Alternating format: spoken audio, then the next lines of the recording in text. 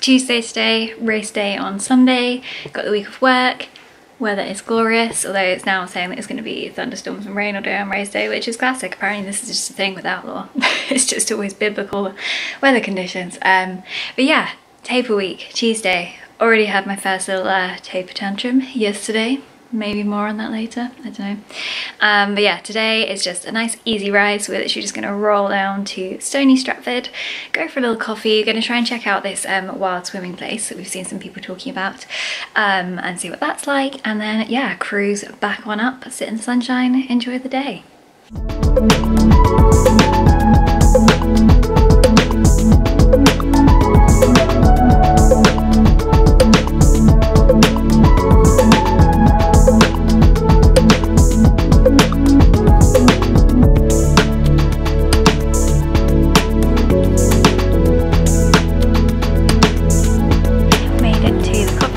Having a cheeky little iced latte. Super quiet on the high street today in Stony, which is really nice to sit outside. Nice and sunny, feels like we're on holiday, which is nice. Graham's got a little iced latte too. Is it good? It's really good. Yeah? Definitely recommend this place. Out of office coffee. I have quite a few. Out of coffee. I hate that out of coffee, that'd be a disaster. Out of coffee, office house. That's what I read. Out of office coffee in Stony Stratford. They have one in Central Milton Keynes and Olney as well. So yeah, if you're local, recommend. Got a little oat milk iced latte, which is super nice. But yeah, where we're going to go next? We're going to go and look at the swimming place, right? Look at the outdoor swimming facilities. Yeah. Or possibly just a car park next to a river. We'll find out. Stay tuned. I'm sure you're all on the edge of your seats. Swans having their breakfast. So this is the swimming place. Apparently it's about 400 metres that way, 400 back. Looks pretty good for a swim. These swans are just having their breakfast. The bloke comes and feeds them every morning apparently, so they've been waiting. Was going to go for a paddle, but don't quite fancy getting pecked to death. But yeah, definitely going to have to come back here with the wetsuit, go for a proper swim. So it's Tuesday night, bit of a vlogging fail today. Forgot to film anything since this morning, but just had quite a chilled out day.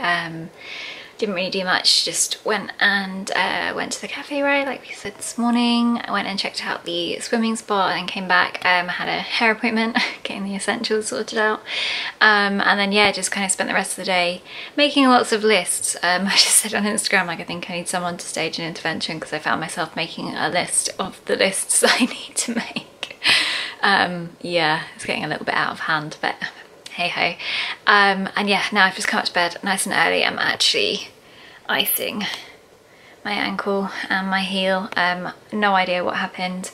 Saturday afternoon, went out on the bikes in the morning, and then literally somehow while sitting in the garden picked up some form of heel injury, pain, I don't really know, but yeah, stood up and started walking and it felt like walking on a bruise, and it hasn't really gone away since. It was weird. I swam 4k in the lake on Sunday morning, and like I could feel it when I was walking before, just like walking on a breeze, and thought okay, because I was supposed to have a run afterwards, and I was like right, I'll see how it feels after I've swum, thinking maybe the movement of my feet would help to just loosen off some tightness or something, and it felt perfect when I got out of the water. I was like right, cool, walking doesn't hurt, I'll start my run, see how I'm getting on.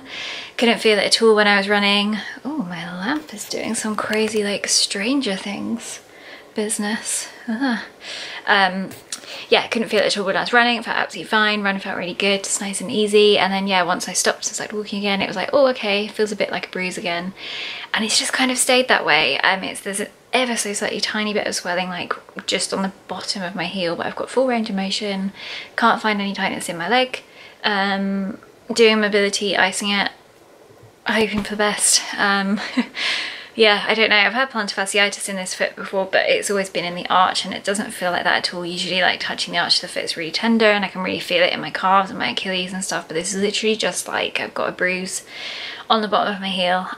So yeah, I don't really know.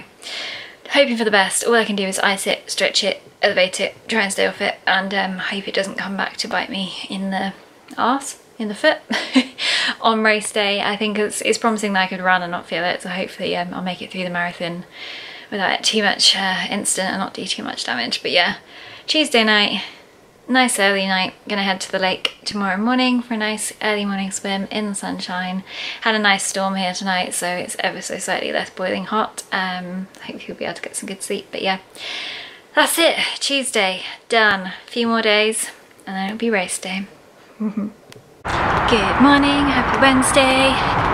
Come to the lake for a nice early morning swim and then a little picnic breakfast. Just gonna come and find Graham. Yeah, it's looking nice. The sun is shining. Hopefully the lake will be nice and toasty. Here he is. The man, the mystery. Ready for a nice swim.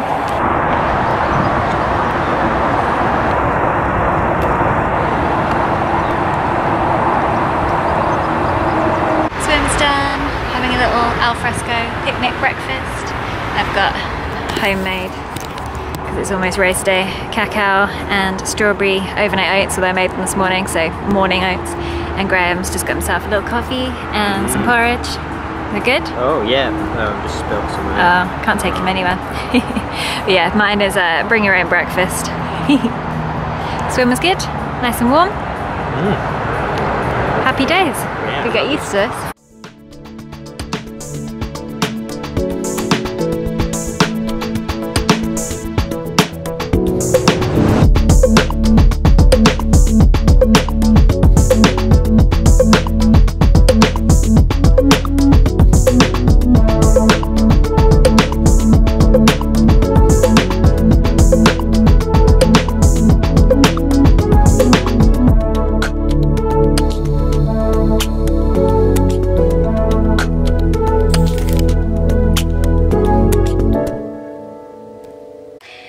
People talk a lot about commitment to training when you're talking about triathlon.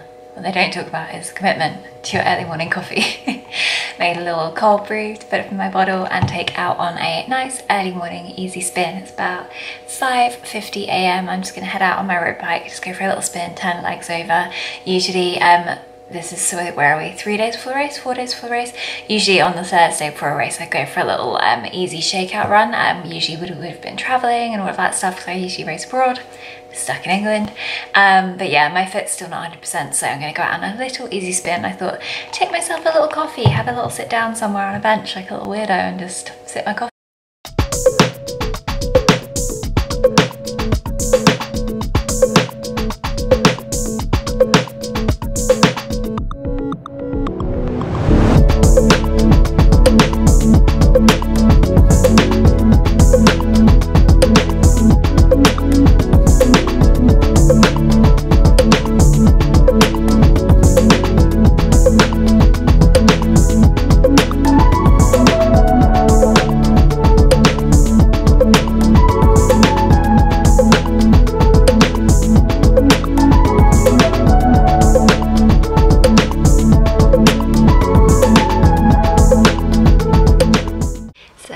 My little stop off point. I'm in this funny little like hut with benches.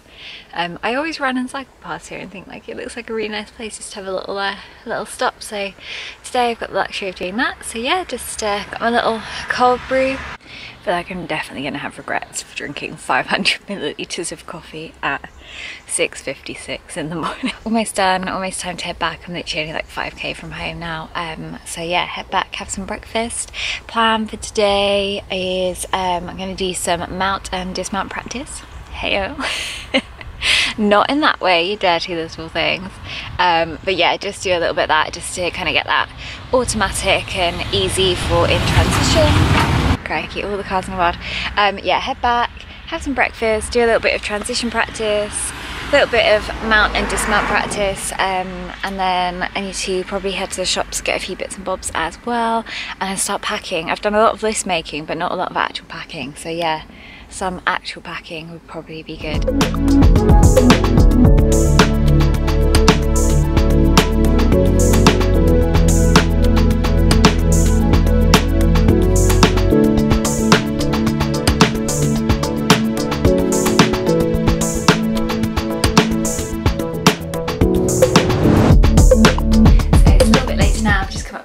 To attempt to do some yoga and mobility because it's suddenly got way too hot in the garden to be sitting out there. Might just turn into lying on the floor and having a little nap in front of the fan though, not gonna lie.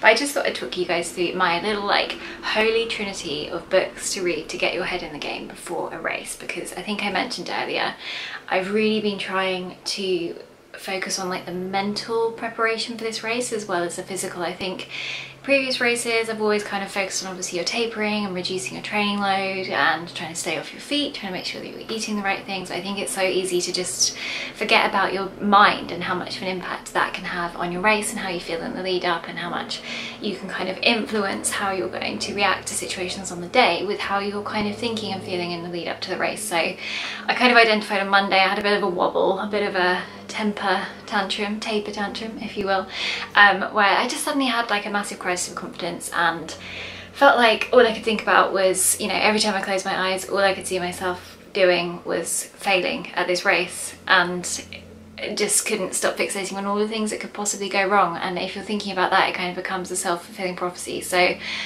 pulled my pants up, literally and metaphorically, and thought, you know what, it's time to stop whining about it and actually do something about it and try and get my head in the game. So first thing I did was grab this book, which, oh, little sun ray, hopefully you can see that, is Performing Under Pressure by Dr. Josephine Perry. I highly recommend you follow Josie on Twitter actually, she's really cool. She often tweets like little things that you're just like, oh, that's exactly what was in my brain today. So yeah, definitely follow her. But yeah, it's psychological strategies for sporting success. And I think whether you're kind of an athlete like me, someone that's competing in races, you know, triathlon, running, cycling, whether you've got someone in your life who competes, or maybe you've got children and they are kind of starting to get into sport and you want to be able to support them, it's also really good for that as well. But it's basically talking about different things to think about, different strategies to utilise to kind of get your head in the best place for competing in whatever your chosen sport is. And one of the things that really resonated with me is it's talking about switching your mindset from, rather than thinking about not losing, it's about thinking about trying to do well. So it's so easy to think about like, oh, I mustn't do this and I mustn't do that, and like my mentality was like, oh god, I can't be shit.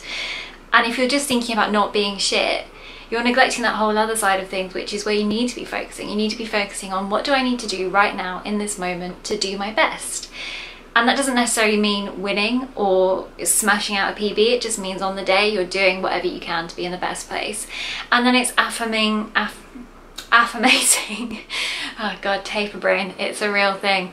It's just affirmating your own kind of self-confidence and self-belief and that trust in your training and that you can do it. So that's been really useful, and I'll talk about it in a second maybe if I'm feeling brave, because it feels a little bit like, oh, whooshy. But yeah, from that I kind of decided, right, I'm going to sit down, I'm actually going to write out kind of my intentions for the race, and set myself some kind of more process-based goals, kind of thinking, you know, what do I want to take away from this race on a kind of wider level. So shifting it from, Josie talks about like the narrow internal focus, so like more of a broader focus, and also just writing out kind of some mantras and some kind of what ifs and that sort of thing. So that's been really useful, and I'm really glad that I've actually sat and read this properly. I've kind of dipped in and out of it, but yeah, I had a long hairdresser's appointment and just sat and read this and didn't speak to my hairdresser, which I felt a little bit guilty about, but needs must. So yeah, would highly recommend this book, even if you're not actually competing yourself. It's just things about the best way to kind of support someone in your life, particularly if they're very nervous leading up to a race,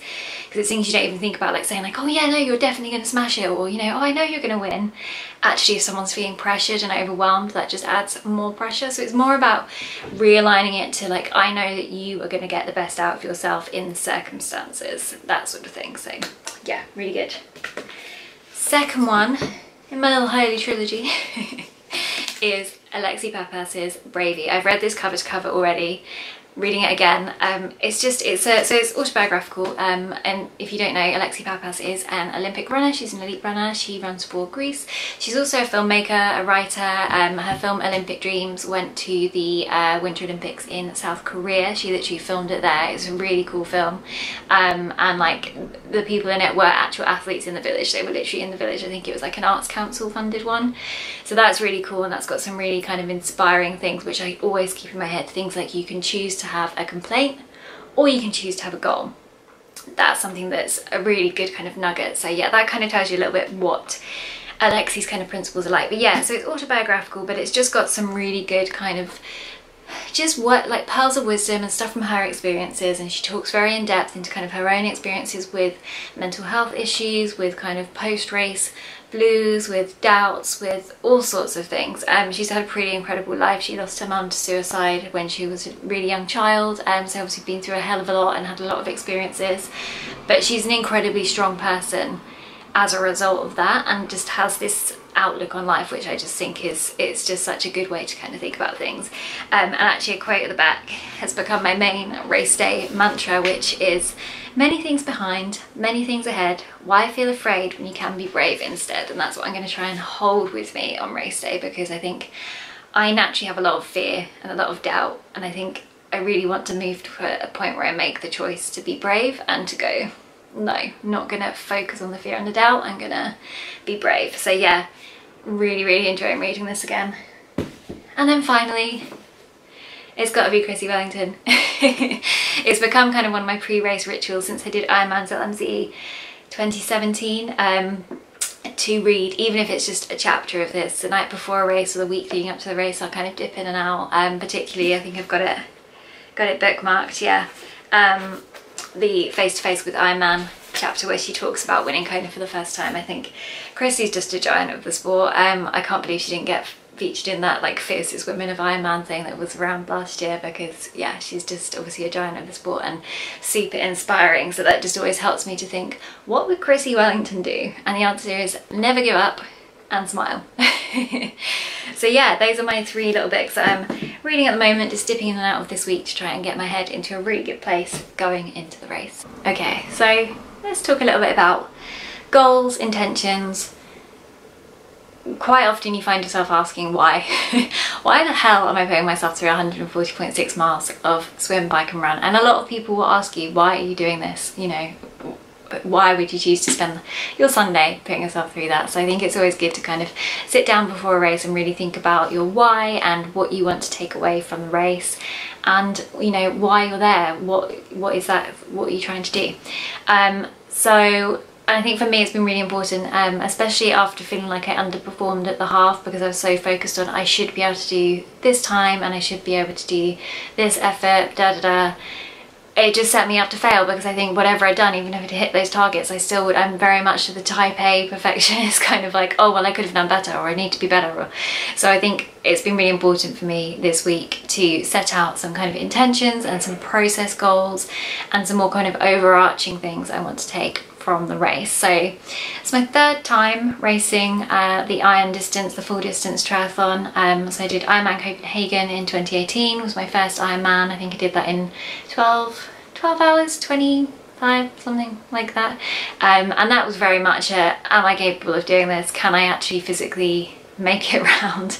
And I think that's why that's always going to be such a special race to me, because I went with some friends. Obviously Graham was racing too, my husband, and our friends Hagar and Franzi also raced, so we kind of went together, and it was their first Ironman as well, so we kind of had that experience of it being like an adventure. We drove to Copenhagen together, did the race, and for me it was really just about, you know, obviously I wanted to do as well as I possibly could. It wasn't sort of like, oh, I'm gonna go super duper slow, you know. I wanted to kind of do as well as I could and see where I was, but it was also very much the overarching goal was, I just want to finish this and I want to enjoy it and I want it to be a special memory, and it absolutely was. I can remember getting onto that marathon course and firstly thinking, holy crap, what have I done? My legs. And then I just couldn't stop smiling, because it was like, I'm actually here and I'm doing it. So yeah, that was really cool. Then Ironman Zurich the next year. Obviously once you've done it once, you kind of think, okay, I've done it once, what can I do next? So I chose Zurich, slightly hillier course, to sort of just push myself a little bit more. Any Ironman is hard. I don't think there's such a thing as an easy Ironman race or full distance race, but yeah, that's obviously got a lot more hills on the bike, so slightly more challenging on the bike leg than Copenhagen was.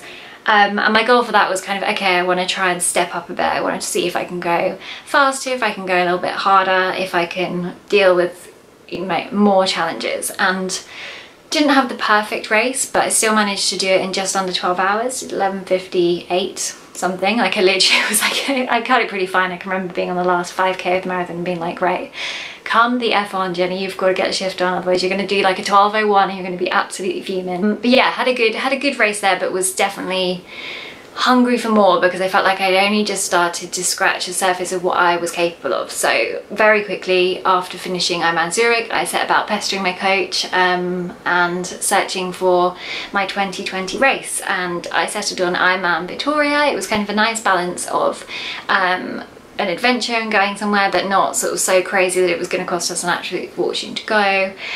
Looked like it would be conditions that suited me, slightly rolling bike, nice flat run, lake swim, because originally I was going to do Ironman Italy, Emilia Romagna, and then I read some race reports that said there were jellyfish the size of dinner plates, and I was like, no, F that. Because I'm actually, despite the fact that my tri-suit this year has jellyfish on it, I'm terrified of jellyfish. So yeah, chose Victoria and set some pretty lofty goals. Really wanted to go harder, faster than ever, push myself harder in training than ever, and just really see what I was capable of. And then COVID happened. So I've trained really consistently. I started training for Victoria in November 2019. And just carried on last year, even when I knew that I wasn't going to be racing a full Ironman distance. I did my own little like half Ironman day at home and just carried on training really consistently. So I'm coming into this race feeling like I've trained better than I've ever trained before. I've definitely noticed huge changes in my body, and I think all things considered, particularly, you know, the lack of access to swimming pools and kind of general, we're in a global pandemic, yeah, I feel like I've come in pretty strong and pretty consistent, and I hope that's going to give me a really good base to kind of be my springboard for this race. But yeah, all of that aside, really the goal for this race, I'm treating it as a learning experience. It's an opportunity to go and put into practice this really consistent training and then come away and reflect on it and go, okay, so now what? How do I now step up from wherever I've got to? And I think that's it. It's a good opportunity, and that's what I really want to think of this as. It's an opportunity. I get to race, and I think it's really important. I don't have to race, no one's forcing me. I get to race, and it's a privilege. And also I get to then use that information as a learning experience to hopefully continue to kind of grow and develop in the sport. I think, you know, I'm not the fastest. I'm not kidding myself that I'm going to be winning the thing or anything crazy like that. I'm very much doing this within kind of my own goals and my own kind of me versus me. But I do feel like I've still got a lot to give, and I can continue to progress. You know, I've gone from not being able to stay upright on a bike, having to ask Graham to remind me whether you were supposed to breathe out or in underwater when you did front crawl, and never having run further than a very slow half marathon in 2015, to now putting myself on the start line of my third full distance race. So I think with the progress I've made, there's that saying like, look at the mountain you've climbed up. With the progress I've made, I want to see how much I can continue kind of progressing and where I can get to. Okay, so race day intentions, and this all, like, I feel like a bit of a tit, to be honest, doing it, but it's actually been really helpful, so I thought I'd share it. Maybe it will kind of help some of you guys. So got my little notebook here. So number one is thrive in the face of adversity. So I want to embrace the challenge as an opportunity rather than being scared of it. I want to be brave instead of afraid. I want to make that choice, and I want to believe in my ability to cope, to endure, and to achieve what my body will allow me to on the day. Second one is commit and give it everything. I want to focus on what I need to do in each moment. I think it's so easy to get distracted and just be thinking, oh, I'm a bit cold, I'm a bit uncomfortable, my bum hurts, you know. I want to be really focused on, in this exact moment, what do I need to be doing to get the best out of myself.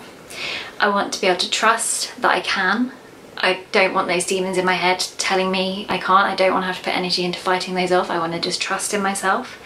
And I want to persevere, never give up, is kind of one of my mantras for the day. I just want to keep going and keep pushing right until the end, and if that means that I'm walking but that's all that I've got to give, that's fine.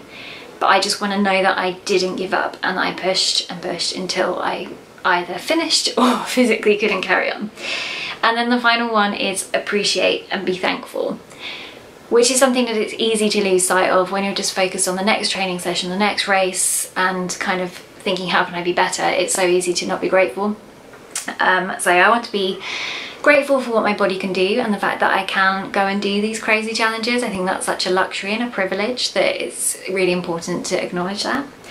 I want to be excited to see what I can achieve. I want to acknowledge it as a moment to grow and to learn. And I also want to appreciate the sacrifices and the support of the people around me. You know, it's really easy to become very insular and very focused on what you need to do. So I want to keep that in mind and show it to the people around me as well. So those are my race day intentions. Mantras, I won't share all of them because I've got quite a few written down, but yeah, there's a quote from Alexi Pappas that I said earlier about why I feel afraid when you can be brave instead. Another one is never give up, and my final one that I'll share with you is give it everything. So I think that kind of sums up, you know, and actually when I did Ironman Zurich I had never give up written on this hand and give it everything written on this hand. So when I was down on those little TT bars, I had those messages from past me reminding me, don't you quit, don't go quitting on me. So yeah, those are 3 of my mantras. And then process goals. I won't go through all of them because I've written down like my overarching process goals and then also my goals for like the individual disciplines, so swim, bike, run. But overall, what do I want to focus on? What are my goals for this race in terms of the process? So first one is come what may. I want to go to bed that night, Sunday night. Probably won't go to bed because the Olympic triathlon's on, so all nighter. But yeah, I want to be able to go to bed that night or go to the sofa and know that I gave it everything that I could on the day, regardless of what the outcome was, whether that means that I gave it everything and I had to stop 2 minutes into the swim for whatever reason, or I gave it everything and I got a massive PB. I just want to go to bed knowing that I'm safe in the knowledge that I gave it everything that I had under the circumstances. Second one is embrace challenges and adversity as learning opportunities. Third one is to stay strong, stay focused and stay determined. Fourth one, God, I'm having to learn to count. I just had to have a quick what comes after 3, 4. Believe in myself and allow myself to commit fully to the experience. So again, that's what I was saying about the gremlins, because they stop you from fully committing because they almost become like a little like safety net of like, no, you can't do it, so don't even try. And I don't want to let that happen at all. I want to fully commit, see what happens. You know, there's only one way to learn. It might be that I completely blow up, but I just want to know that I did it. Fifth one is to find pride in whatever I achieve. I really struggle with this. I'm very much someone that even if I've done well or I've achieved something, I immediately revert to, okay, but this could have been better, or I need to work on this, or that's not good enough. You know, I'm a bit of a negative Nancy. I said to someone earlier, I was like, I need to be positive Penny, not negative Nancy. So yeah, I want to try and find some pride in whatever I achieve. And it might be that I don't achieve anything. I might get a personal worst, but I want to try and find something that I can be like, do you know what? This was really hard and I overcame it, or I put myself out there in the first place and I can be proud of that. I really want to try and work on that, because who has the time and the energy to be focusing on the negatives all the time? Not me. Not enough caffeine in the world. Next one is to race for myself, which kind of goes against the whole thing I was just saying about acknowledging other people's support. But what I mean by that is not focusing on, oh, that girl's so much quicker than me and I'm rubbish and crap in comparison. It's just thinking, you know, do you know what? This is my time to see what I can do. Next one is smile and enjoy it. I definitely found at Outlaw half, like just making that conscious decision once I got to the half marathon, that I was just going to smile at everyone like a little weirdo as I got the atmosphere. It instantly makes you feel better. So I really want to enjoy it. You know, this is, again, we choose to do this as age groupers. We give up so much of our time. We put so much into it. If we added up everything we've spent, it would be ridiculous. So yeah, I want to enjoy it. And then finally, I want to be grateful. Grateful for the day, grateful for the opportunity, grateful that racing is back, touch wood, after COVID took everything away from us last year. Grateful for the people that are there volunteering, giving up their time, and just be really thankful for the day itself. So yeah, there we go. Those are my goals. Hopefully I can hit those ones. If I don't hit my time goals, if I don't do as well as I would like to, hopefully they'll still give me something positive to take away from the race and to move forward with, rather than going down that little rabbit hole of kind of just, oh, it was rubbish and I'm useless and da da da. So yeah, I've been talking for ages. I'm gonna shut up now. I'm gonna wrap this vlog up here. Hopefully I'll be able to catch some footage over the race weekend if my trusty husband will mind filming some stuff for me. I'll try and bring you guys along for the journey for that. But yeah, thank you so much for watching. I hope this hasn't been too boring. I hope you've enjoyed seeing my little kind of taper week activities.